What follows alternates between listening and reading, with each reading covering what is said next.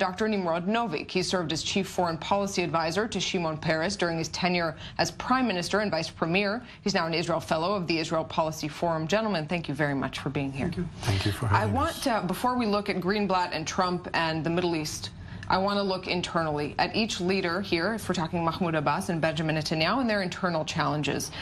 Does each of them have is each in a position vis-a-vis his own public to make concessions of any kind? I'll start with you, Nimrod. Well, you know, you cannot detach the American effort from the domestic context here, because each of the parties is playing on three courts. Court one is domestic, as you said. Court two is the Americans, and court three is the blame game, which the two sides are so... The most popular court, maybe. Unfortunately, most frequently resorted to.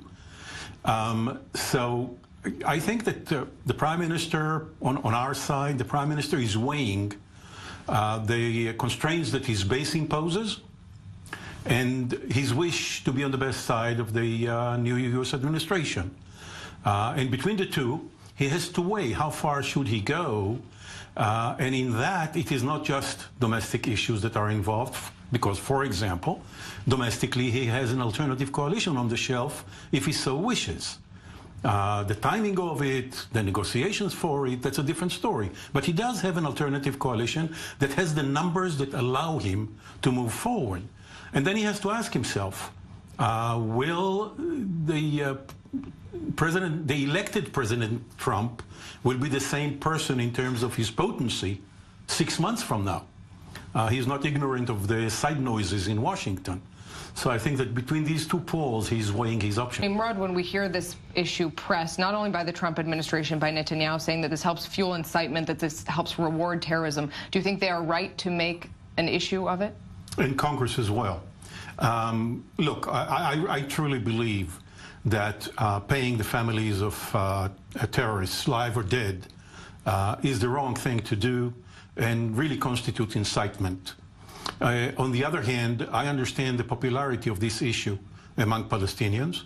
And the question really is, can President Abbas and his leadership cross that threshold? I'm not sure. Can they find an NGO that will do it rather than the Palestinian Authority, and so on and so forth?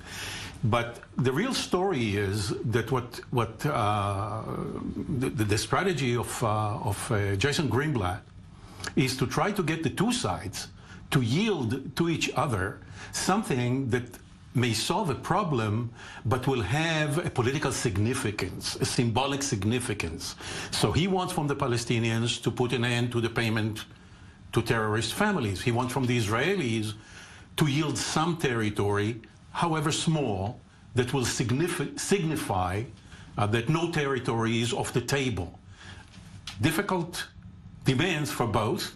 For Netanyahu, not for ideological reasons, but as you mentioned earlier, because of his coalition structure. What do you think that Israel should do? Because it seems like two bad situations. One, providing electricity, undermining Mahmoud Abbas. The other, not providing it and worsening a humanitarian crisis. I think that the adapted strategy vis-a-vis Hamas is going to backfire. I think it's the wrong strategy. I think Hamas has adapted a very aggressive and nasty policy. I think it rules Gaza against the best wishes of its own population. But choking the population in order for it to cause some kind of Arab Spring uprising against Hamas, I don't think it's going to work. I don't think it is humanitarianly legitimate. And I think it's the wrong strategy. I think a completely different strategy now, not possible because of what's going on in the Gulf, but a completely different strategy should have been to coordinate policy between the Palestinian Authority, Mahmoud Abbas, Israel, Egypt, Qatar that has been supporting Hamas, all of them, to put the pressure on Hamas, not on the population. So on that note... And one more sentence, if I may.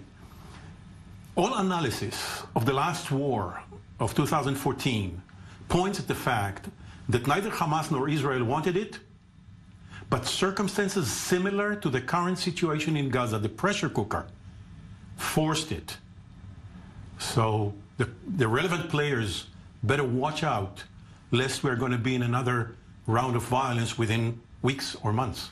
And we don't have much time left. A brief explanation what a regional solution might look like, what's being discussed now. What is being cooked, really, is, if you will, a three-dimensional zipper. That is to say, what the U.S. administration would like to see is, before negotiations start, dynamics on the ground change. They want to restore some credibility to the process, to reduce some of the cynicism and get public support for it. And how to do that? By each party, the Saudis and their partners, the Israelis and the Palestinians, making contribution to changing dynamics on the ground, and for the U.S. to be the conductor of the orchestra that synchronizes it.